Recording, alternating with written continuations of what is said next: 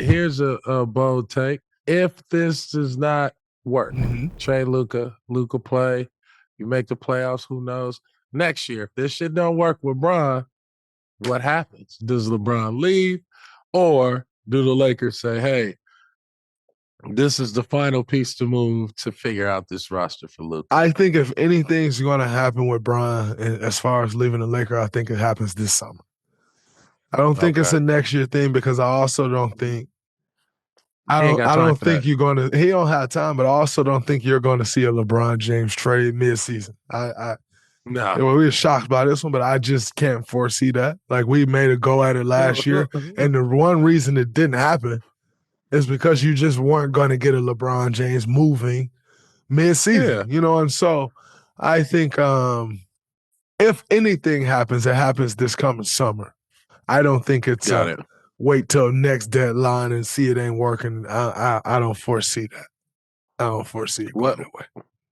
But what is so what is the domino effect, right, of this trade to the NBA? Nobody's safe.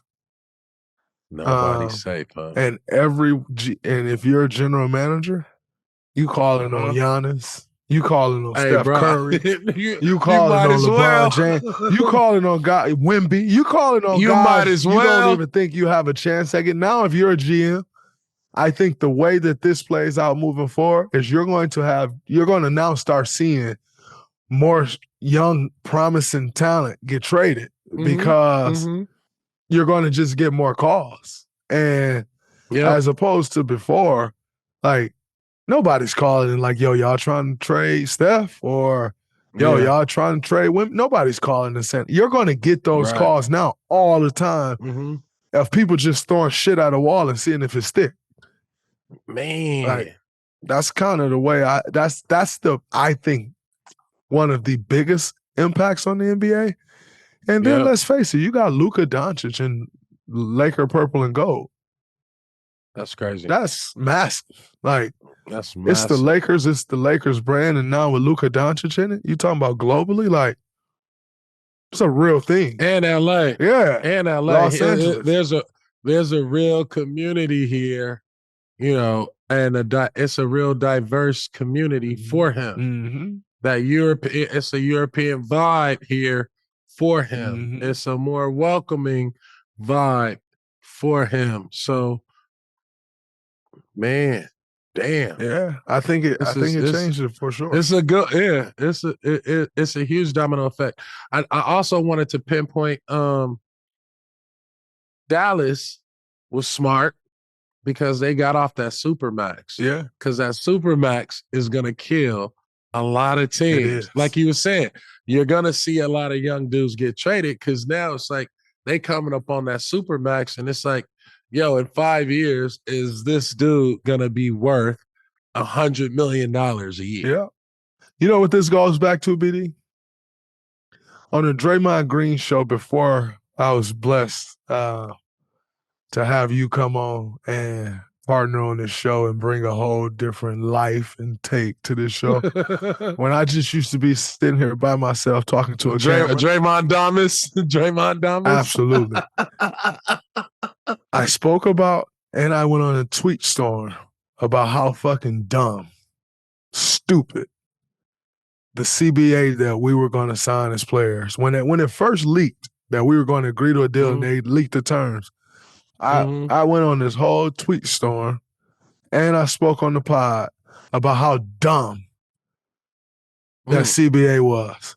And you see Luka Doncic getting traded, don't not for 1 second think that that's also not a byproduct of that dumbass CBA we signed. You put in a hard cap. The second apron is a hard cap. And every time somebody get up that second apron, you can bet your bottom dollar they're going to be trying to trade out of that second apron. And so you just saw Luka Doncic get traded at 25. That's crazy. That is a byproduct of the second apron. Dallas like, man, we're going to have to pay him $85 million a year. All right. He good. He great.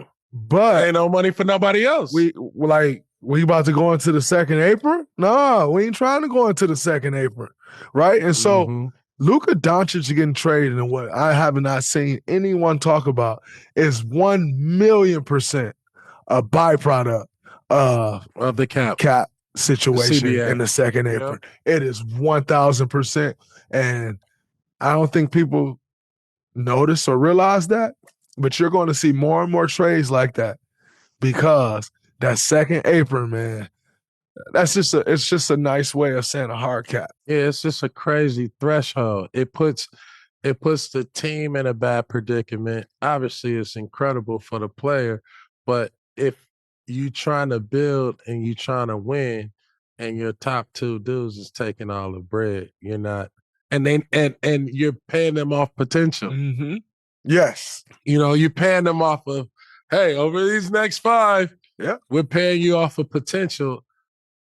I just think that that hard cap, and like you saying that second apron, a lot of people are going to start falling in that second apron, and it's going to give the team it's just going to be so much player movement because people are going to try to avoid that, and you're going to lose loyalty from your young superstars. All right, next is the Los Angeles Lakers. Obviously, the new look Lakers being here in LA. Luka won't be playing.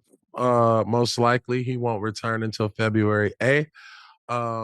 Talk about the Lakers as a threat. Talk about the Lakers right now without Luka. They won, I think, 4. They went 4-1 without AD. How dangerous are the Lakers, from now and then the next 5 to 10 years? I mean, now you have LeBron James and Luka Doncic. You're dangerous. Can you figure it out? Can you figure everything out around them? The defensive side of the ball, losing a rim protector like AD, all of those things. You have to figure those things out. But they got LeBron James and Luka Doncic. They always have a chance to win the game. Yeah. For the next 5 to 10 years, I think, they're in a great spot as far as getting a Luka, and complete opposite of what the problem that Utah has is the Lakers can get people to sign there. You can get people to come sign in LA. And so they have the opposite issue of the Utah Jazz when it comes to that. But in saying that, the next 5 to 10 years looks great, but it all depends on Luka's health. Luka's health will be the driver of what the Lakers look like in the next 5 to 10 years. Yeah, we need Luka to have one of them Venice Beach bodies. He got to go out there, and get on Venice Beach. We need Luka with his muscle beach body.